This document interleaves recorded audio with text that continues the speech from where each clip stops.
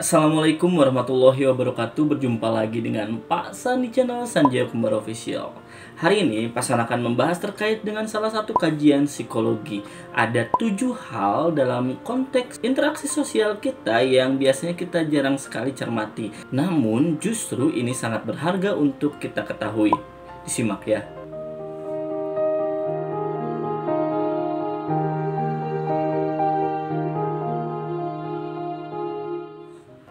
Dalam interaksi sosial, kita dapat mengetahui beberapa hal penting yang terkait dengan ranah psikologis yang harusnya kita cermati.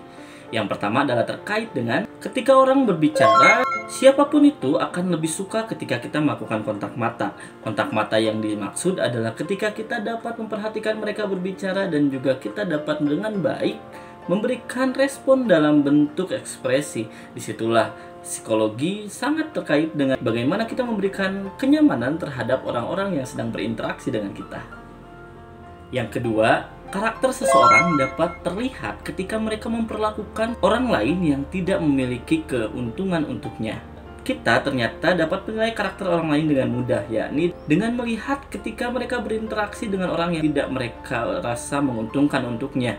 Ketika itu juga biasanya orang-orang baik akan langsung dapat memberikan perlakuan yang sama atau bahkan lebih baik kepada orang-orang yang mungkin dalam konteks tidak dapat memberikan apapun keuntungan untuk kehidupannya atau perubahan apapun dalam hidupnya.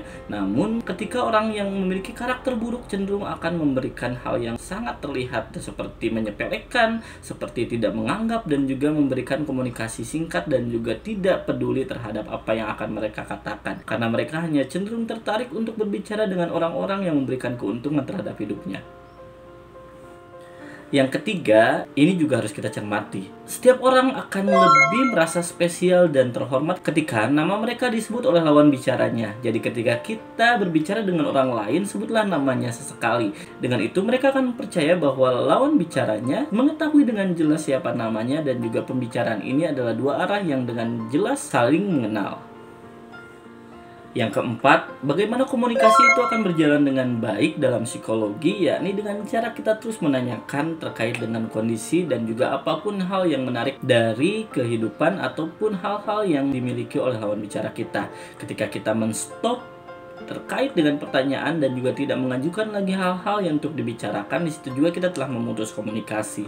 Pastikan ketika kita ingin berkomunikasi dengan baik dengan orang lain, kita juga harus menghargai terkait dengan bagaimana mereka memberikan jawaban dan juga feedback dari apa yang telah kita tanyakan.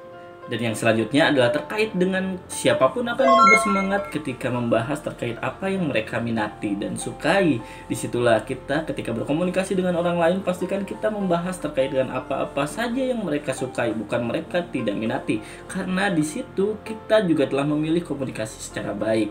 Disitulah topik-topik yang kita pilih juga harusnya berkaitan dengan apa yang mungkin akan nyaman untuk dibicarakan dengan lawan bicara kita.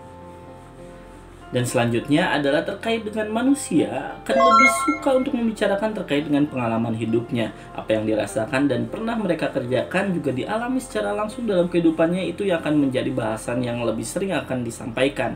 Dari itu juga kita harus dapat menjadi pendengar yang baik dan menghargai setiap cerita sekecil apapun dan seremeh apapun itu.